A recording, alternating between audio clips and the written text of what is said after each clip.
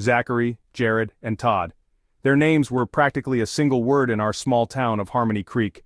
We were a unit, a brotherhood forged not in blood, but in the shared smoke of countless firecrackers and, the sizzling aroma of grilled hot dogs. I was always the anchor, the responsible one. These days I wear a police officer's uniform, a symbol of the order I try to keep in my life and around town. My jaws always set with a kind of quiet determination, my eyes carrying the weight of things I've seen, even in a place as peaceful as Harmony Creek. I was the guy making sure nobody blew a handoff with an M80 or set Old Man Hemlock's prize-winning petunias on fire. I guess I was their rock, steady and reliable. Jared, well, he was the dreamer. He had this restless energy that never seemed to find a comfortable place to land. He'd flash a quick smile that didn't always reach his eyes, like there was something distant flickering there. He bounced between odd jobs around town, never really settling, always talking about some bigger life that seemed just out of reach. He was the one pushing for more fireworks, bigger explosions, a celebration you'd remember even if the stories had to be, stretched a little. Then there was Todd, the heart of our trio. He was the easygoing mediator, always smoothing over the rough edges between my caution and Jared's recklessness. You could hear Todd's laugh from a block away, and he just had this warmth that made him a friend to everyone. He was content with the simple rhythm of life in Harmony Creek, working at his family's hardware store, fishing on weekends, happiest every 4th of July with us by his side. Our friendship was honestly the stuff of small-town legend. We'd been inseparable since kindergarten, navigating the awkward years and the messiness of growing up together. The 4th of July was our sacred holiday, even more important than Christmas or Thanksgiving. It was the day that summed up everything we were, me organizing the barbecue, Jared hunting down questionably legal fireworks, and Todd keeping the good cheer and cold beer flowing. Our bond felt invincible, like a landmark you could always count on in the shifting landscape of our lives, as dependable as the sun rising over Harmony Creek every morning.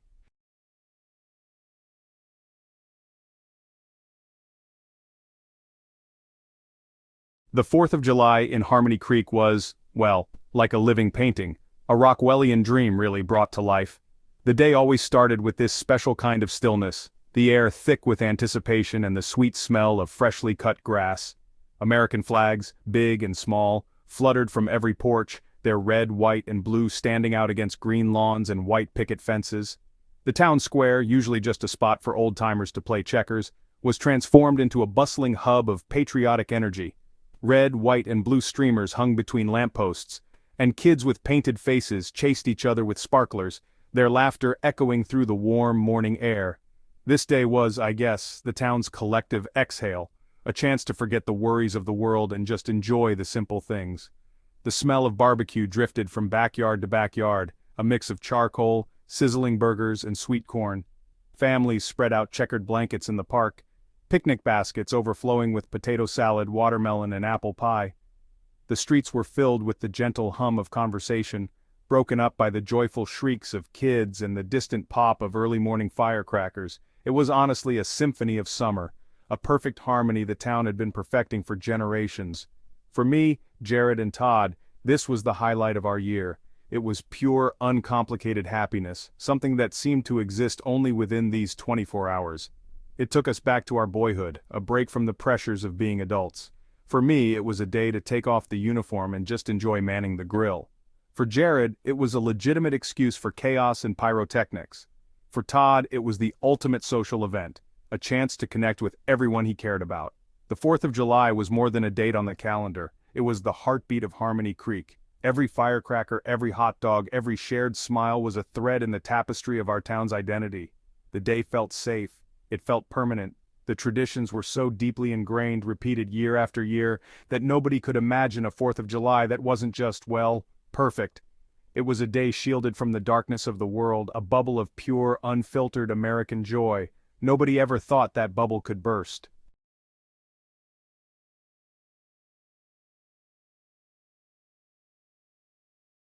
As the afternoon sun started to dip, casting those long, golden shadows across town, a feeling of calm contentment settled over Harmony Creek. The wild energy of the day had faded into a comfortable hum. The parade was over, the pie-eating contest done, and now it was just that quiet stretch before the grand finale. This was the magic hour, Families on their porches, sipping iced tea, waiting for the sky to darken enough for fireworks. The air grew cooler, carrying the scent of honeysuckle and the faint, lingering smell of gunpowder from earlier. It was a moment of perfect peace. I stood on my porch watching neighborhood kids draw on the sidewalk with chalk. I took a long sip of my beer, letting a rare feeling of relaxation wash over me.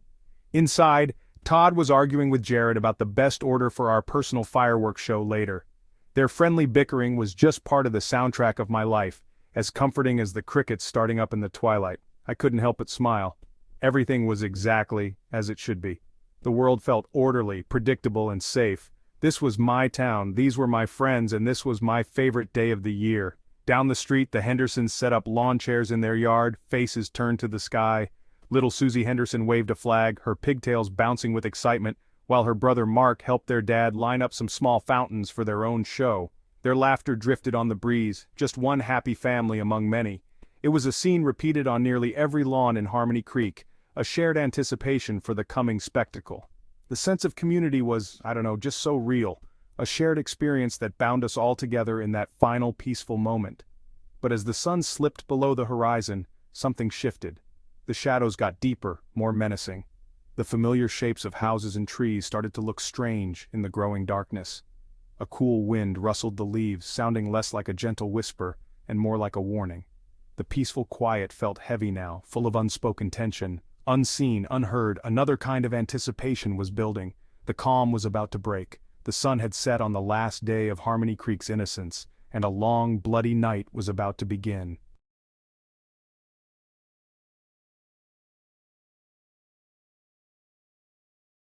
The first firework of the night shot into the sky with a sharp whistle, kind of announcing the start of the grand display.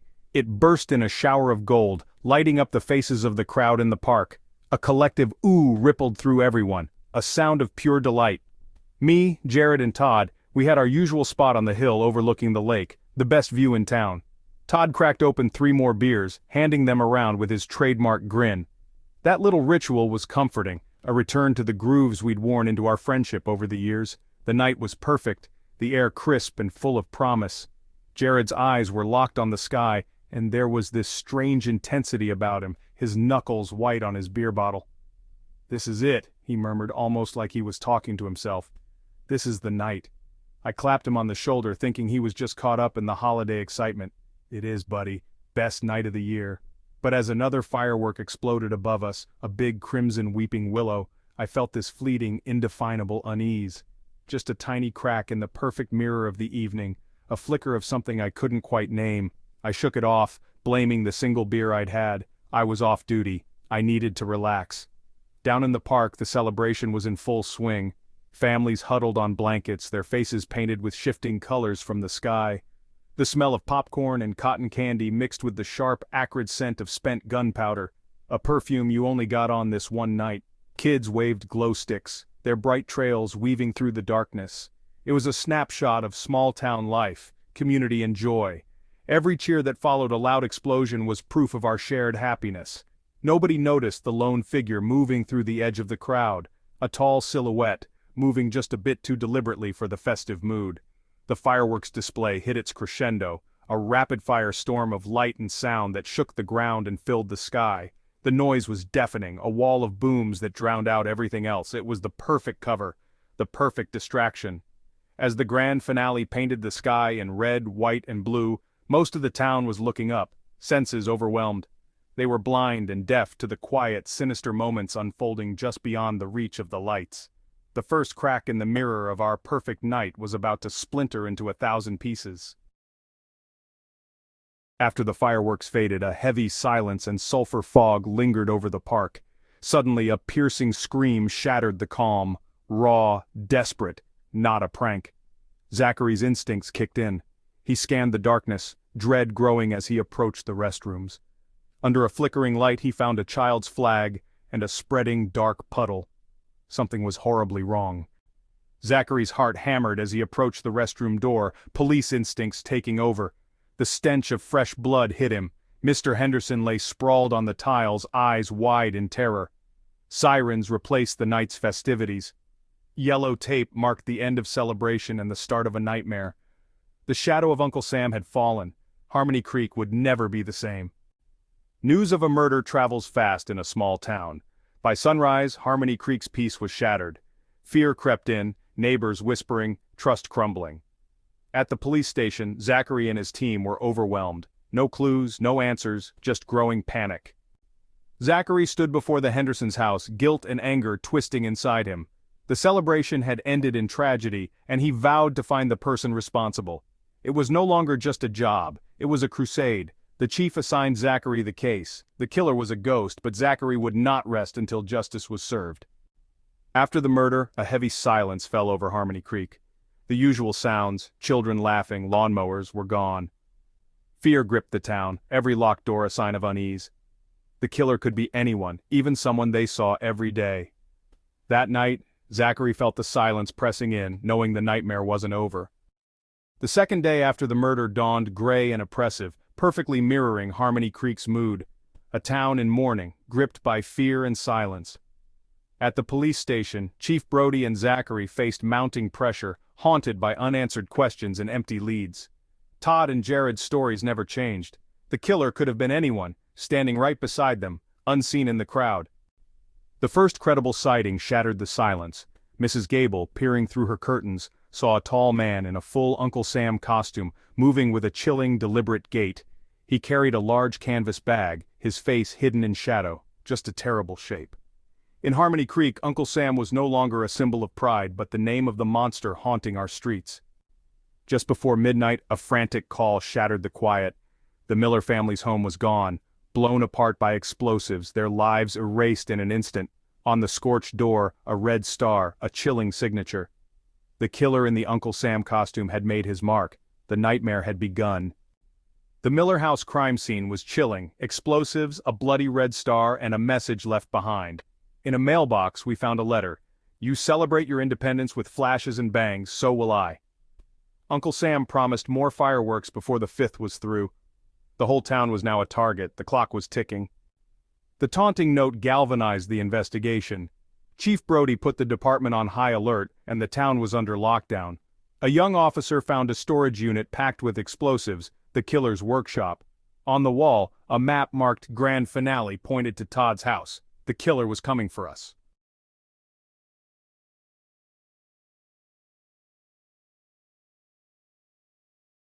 A wave of nausea and terror washed over me.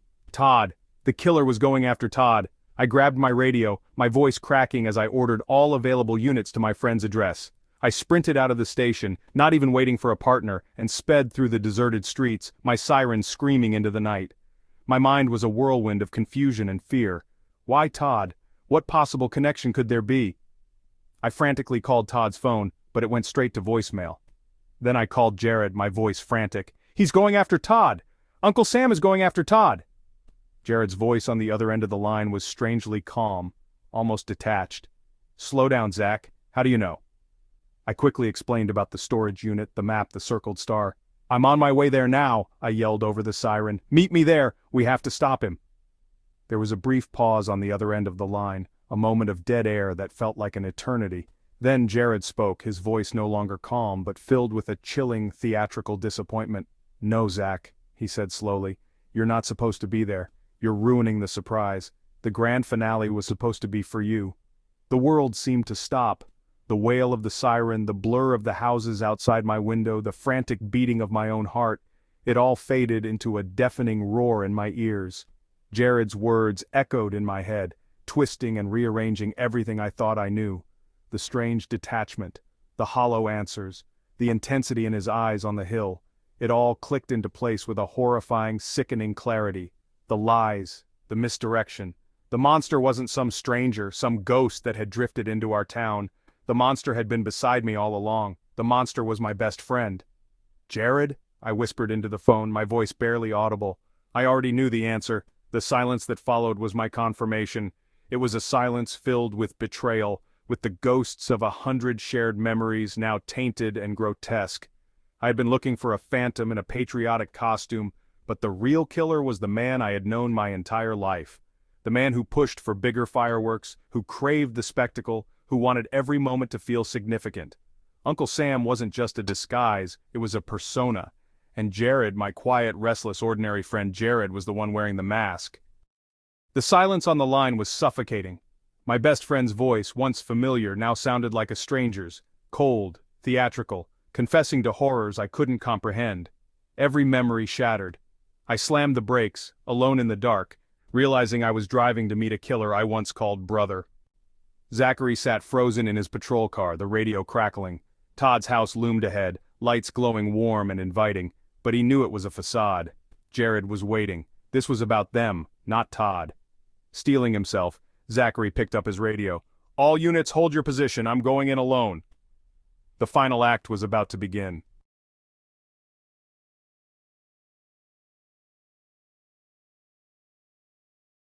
Zachary reached the edge of Todd's lawn, his heart pounding a frantic rhythm against his ribs. He crouched behind a large oak tree, his gun held steady in a two-handed grip, pointed at the front door. The house was eerily quiet. Too quiet. He could see Jared through the large picture window, pacing back and forth in the living room. He wasn't wearing the Uncle Sam costume anymore. He was just Jared, in a plain t-shirt and jeans, which was somehow even more disturbing. The monster was no longer hiding behind a mask, it was showing its true, familiar face. He looked calm, expectant, like a host waiting for his final guest to arrive. Suddenly, the front door creaked open. Jared stepped out onto the porch, his hands, empty, held slightly away from his sides in a gesture of non-aggression. He looked directly at the tree where Zachary was hiding. "I know you're out there, Zach," he called out, his voice carrying clearly in the still night air. "Come on out, let's talk. No more games, the show's over for tonight." Almost. A slow, chilling smile spread across his face. It was a smile Zachary had seen 1,000 times, but now it looked alien, twisted. It was the smile of a predator that had successfully cornered its prey. With a deep breath, Zachary stepped out from behind the tree, his weapon still trained on Jared's chest. "Where is he, Jared? Where's Todd?" he demanded, his voice raw with anger and fear. Jared just chuckled, a low, dismissive sound. "Todd's fine, he's sleeping. Gave him a little something to make sure he didn't interrupt our conversation. He's not important. This was never about him. It was never about the Hendersons or the Millers. They were just props. Necessary sacrifices for the main event. For this. For you and me to finally have an honest conversation. Honest? You want to talk about honest?" Zachary spat, taking a step closer. "Why, Jared? Why would you do this? Why would you slaughter innocent people?" Jared's smile faded, replaced by a look of profound, theatrical melancholy. "Because I was tired of being invisible, Zach. Don't you get it? I was just ordinary Jared, the guy who works odd jobs, the funny friend. A background character in everyone else's story, including yours. I was a ghost long before I ever put on the costume. People looked right through me. But they won't anymore. No one will ever forget the name Uncle Sam." Jared's confession wasn't guilt, it was twisted pride. Zachary stared, searching for his friend inside the monster before him. The chasm between them was staggering. Jared wanted to be remembered, a legacy built on terror. He'd become a legend, a horror story casting aside his mask for the world to see.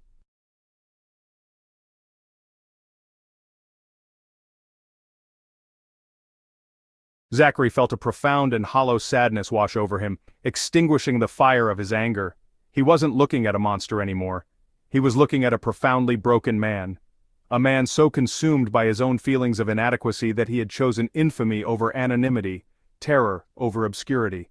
The dreamer he knew had become twisted, his desire for a significant life curdling into a need for a spectacular death, taking as many people with him as he could.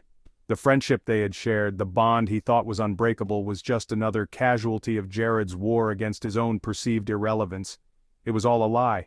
"So that's it?" Zachary asked, his voice low and heavy with the weight of their entire history. "All of this, the lives you took, it was all just so you could feel important? So you could stop being ordinary Jared?" The name felt like ash in his mouth. He had never seen his friend as ordinary. He had seen him as his brother, a vital part of his own life, a constant presence he had taken for granted. Perhaps that was his failure.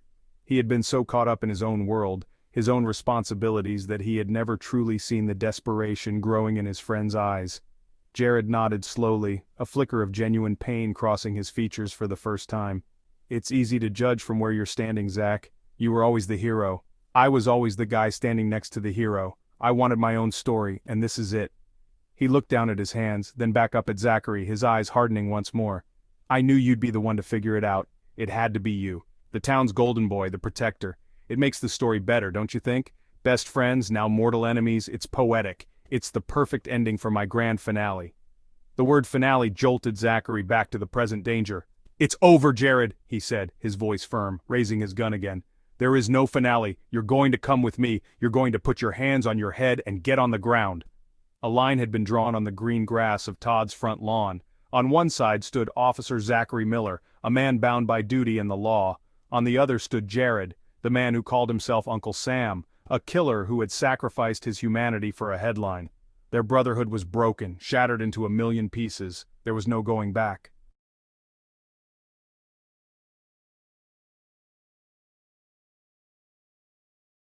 Jared let out a short, bitter laugh. It was a sound completely devoid of humor. "Get on the ground?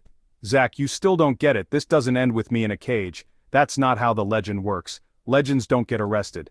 They don't stand trial and fade away in a prison cell. That's just another kind of invisible. No, this story ends tonight, one way or another. It ends with a bang, not a whimper." He took a step back toward the open front door, his eyes never leaving Zachary's, a challenge glinting in their depths. The final standoff had begun. The world seemed to shrink, containing only the two of them, caught in the space between the porch light and the shadows of the yard. The years of their friendship, the shared secrets and inside jokes, all of it felt like a ghost standing between them.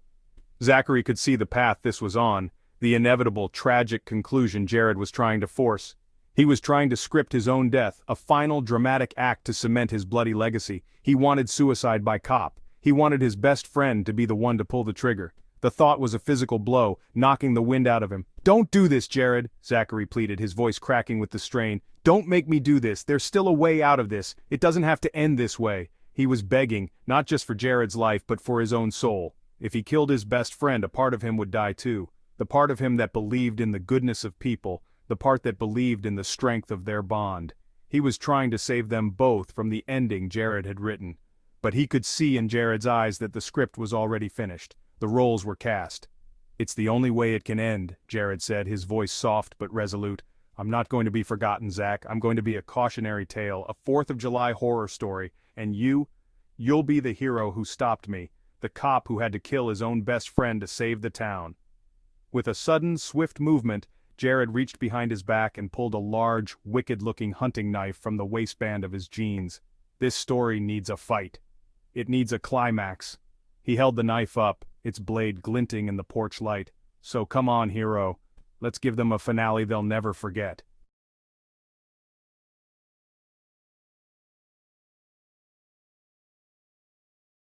The knife gleamed in Jared's hand. No more words, just violence. Jared charged, rage and despair fueling him, closing the distance in a heartbeat. Zachary's instinct screamed to shoot, but he couldn't. This was his brother. At the last second, Zachary sidestepped, the knife grazing his arm. He smashed the pistol's butt into Jared's wrist. The knife fell. Jared's fist crashed into Zachary's jaw, sending him reeling. They tumbled to the ground, two broken men, fighting among the ashes of their friendship.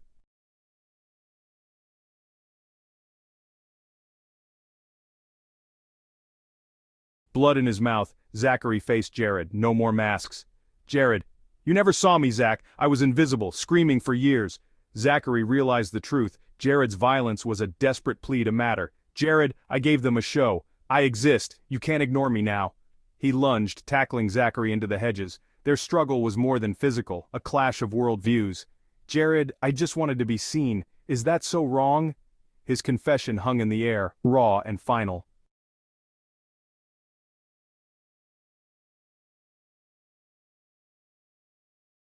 Zachary shoved Jared off, breathless, seeing only a stranger now.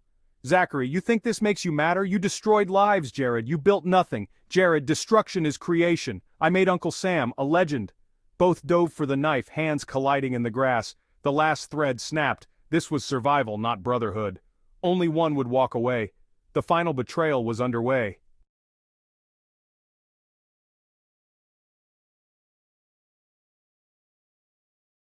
Their hands fought for the knife, a grotesque echo of childhood games. Jared ripped the blade free, eyes wild. "Jared, it has to be a struggle. The hero's victory must be earned. Zachary, there are no heroes here, only ghosts."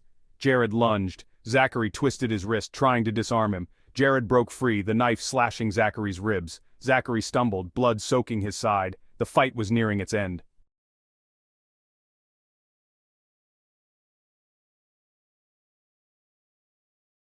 Pain sharpened Zachary's focus. This was survival. Jared stood, knife trembling, a flicker of old fear in his eyes. "Jared! Zach!" The mask returned. Jared advanced, seeking a dramatic end. Zachary feigned collapse, baiting Jared closer. Jared moved in for the final blow. Zachary exploded upward, slamming into Jared, grabbing his wrist. The final struggle began.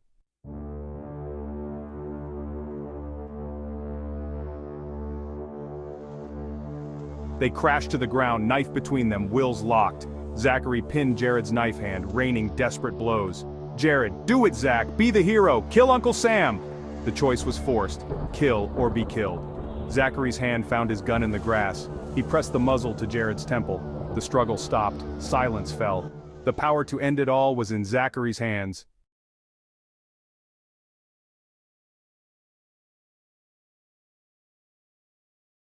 The cold steel against his temple seemed to sober Jared. The manic energy drained from his eyes, replaced by a strange, unnerving calm.